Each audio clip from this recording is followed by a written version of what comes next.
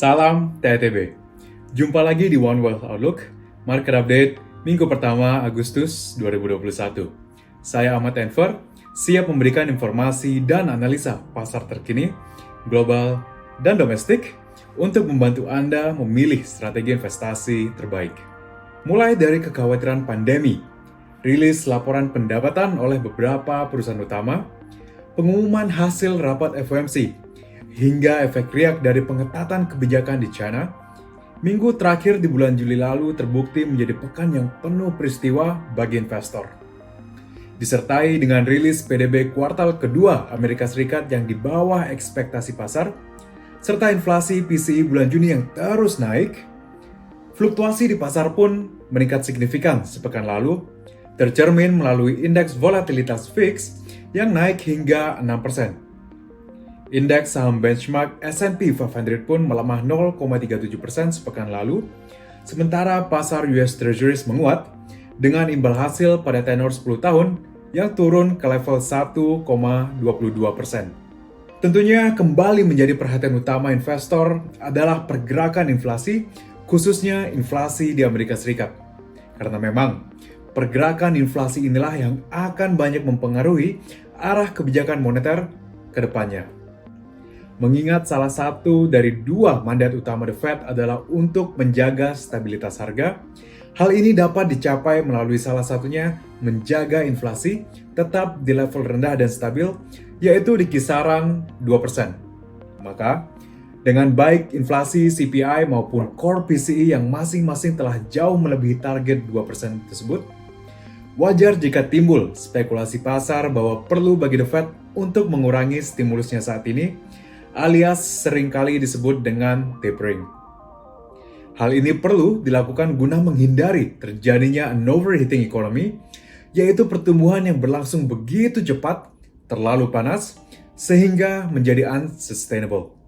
Namun, pada pengumuman hasil rapat FOMC di minggu lalu, The Fed kembali menekankan bahwa kenaikan inflasi saat ini diantisipasi hanya akan bersifat sementara. Sehingga Bank Sentral pun akan mempertahankan kebijakan akomodatifnya saat ini. Tetapi, The Fed juga mengakui bahwa Bank Sentral telah mulai berdiskusi mengenai kapan aksi tapering ini dapat dilakukan dan menambahkan bahwa kenaikan suku bunga hanya akan terjadi setelah tapering dimulai terlebih dahulu.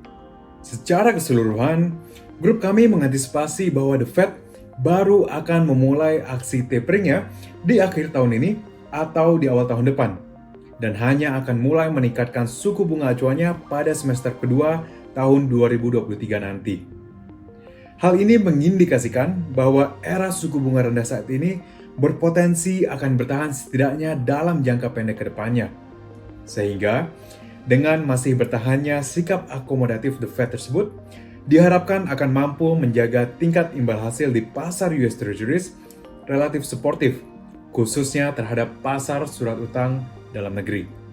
Terlihat, mengingat menurunnya yield di pasar US Treasury sebelumnya, pasar surat utang pemerintah Indonesia pun turut menguat tipis pekan lalu, dengan imbal hasil pada tenor 10 tahun yang turun 1 basis point ke level sekitar 6,28%, yang juga mengindikasikan terjadinya kenaikan harga.